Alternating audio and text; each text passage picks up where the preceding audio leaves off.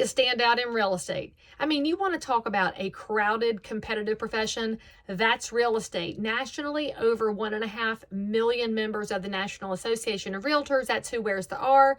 You also have another 1 to 1.5 million licensees out there who aren't part of the trade association and may or may not be thinking about real estate as their full-time gig. So how do you stand out? It's wildly competitive. As my granddaddy liked to say, you can't swing a dead cat without hitting a realtor. And I thought that was funny at the time, and it's even more true now, because with an estimated U.S. population of 330 million people, you do the math, that means that 1 out of every 200-ish Americans is a realtor. So what that means is you've got to figure out how to stand out. And spoiler alert, you're not going to stand out by bragging about all your sales on Instagram, Facebook, and LinkedIn. You can, however, stand out when you figure out what your value set is and what you actually bring to real estate that is competitive in your marketplace and actually resonates with the consumers you look to serve. One of my coaching clients is a wildly successful realtor. He's been in the business over 20 years. So why does he have a coach? Because he's always looking to get to the next level of excellence. So he and I were having a conversation about how he can increase his market share this year. Well, he made this little comment. It seems like everybody's an agent. And I said, yes, it does seem like everybody's an agent, but not everybody is you. Because he is amazing. In fact, if I were moving to his city, he's absolutely the realtor I would call. And then we got into a conversation about the other realtors he admires in his market. I will say that's the mark of a highly professional agent. They can always tell you who in town is even better than they are at the professional practice of real estate, because the best of us want to learn from the ones who are better than the best and get better ourselves. You play better golf with better golfers. You want to fly with the Eagles. All of those analogies are absolutely real life when it comes to real estate. So as we were talking through what makes him different as a realtor, I had him start to give me some details about who he is. What are the adjectives that would describe him? And like most really great servant leaders, it's a hard conversation because he would like to say, well, I do a good job. Okay, what does a good job look like? Well, I'm very knowledgeable. About what are you knowledgeable? And spoiler alert, in real estate, when somebody says they're knowledgeable, you better go one level deeper because there are so many specializations. Are they knowledgeable about residential real estate? Well, is that new construction or resale construction? Is it historic homes? Is it condos, townhouses? Is it single family? Is it mobile homes? What kind of residential? Maybe they specialize in commercial real estate. Well, what do you knowledge about in the commercial world? Is it industrial, warehouse, doctor's offices, retail, medical, land, industry? It could be so many different things. Ask the questions. Is that person knowledgeable about property management?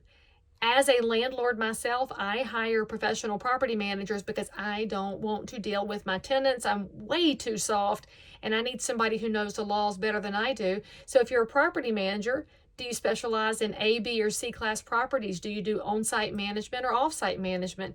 Do you do a duplex here or a 300-unit complex? Again, back to specialties. And in fact, in that property management side, don't forget that there's long-term property management. There's also short-term and mid-term when we talk about the vacation rental properties, when we talk about contract rentals. There's so many different spaces. Now that you're thinking about knowledge in a deeper way, I hope that you, if you're a real estate pro, you're making notes about where your knowledge lies, and you're realizing that if you need to go deeper on a specific topic, that you're ready to sign up for some education. So then, as he and I were working through this process, I got to thinking about an event I was recently at called The Next Big Thing in Denver, Colorado. One of the speakers at that event was one of my favorites, Rene Rodriguez. I first met him at a Housing Wire event where he was talking to mortgage lenders, and his message, of course, like most speakers, morphs over time, and he was dialing right in with a volunteer on the stage. God bless anybody who raises their hand and gets snatched up on a stage without warning. And he asked her to give 3 adjectives describing herself.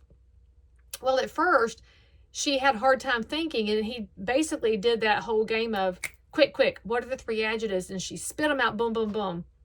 Renee's response was, those are your values. And she did this head cock, thoughtful look and realized she had actually defined her values very quickly. So when you think about the adjectives, don't just think about it in terms of your real estate business, your sales business, whatever business you're in. Think about it in terms of your character, your principles, and that foundation on which you stand. If you start to figure that out, it's going to be so easy to differentiate yourself in the market. I mean, we're in a noisy marketing space right now. Everywhere you look, the computers and the internet are spying on you to send you directed ads. You've got new competition entering your space every day, online and in person. You've got neighbors that want to support local business and some that want to go the Amazon route.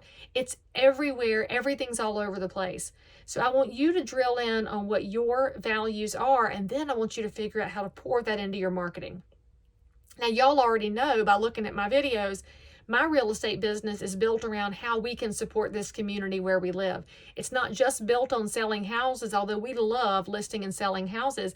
It is built on how do I support local businesses? How do I make sure my dollars keep the cupcake shop in business across the street from me, because we totally want to keep her in business. She's amazing. How do I support the 20-year-old business of the bead lady? How do I go to Shooby-Doo and find some creative leather goods? How do I keep her name out there? One of my core values being community.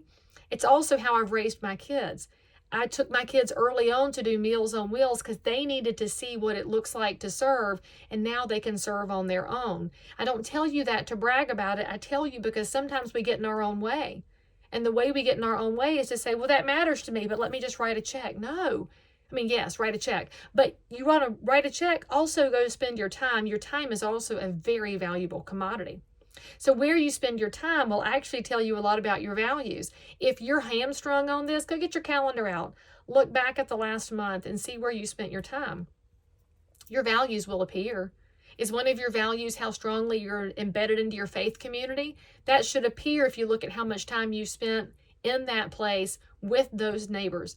That matters. Maybe one of your values has to do with your family. How much time did you spend volunteering at the school and coaching the ball team and talking to other parents about their options? That would show you one of your values. If one of your values is a deep level of connected empathy, maybe you're the person who delivers the cancer bags to cancer patients going through chemo, or you're the one who delivers a meal when somebody passes. Start to look for your values and now start to embed that into your real estate business. It doesn't mean there's not other people out there that have those same values, but the way that they convey that is different than yours. So remember, not everybody can be you. So lean into those really unique characteristics that you have. And by the way, if somebody doesn't want to work with you because your values don't align with theirs, that's okay. I hereby and forever give you permission to not be all things to all people. I just want you to lean into your character a little harder so that you can attract the right personality fits, and it will set you apart in a crowded market, as long as when somebody calls you, you are determined to be a competent, knowledgeable, and ethical professional. All of those things add up, and you will have a professional life that will succeed.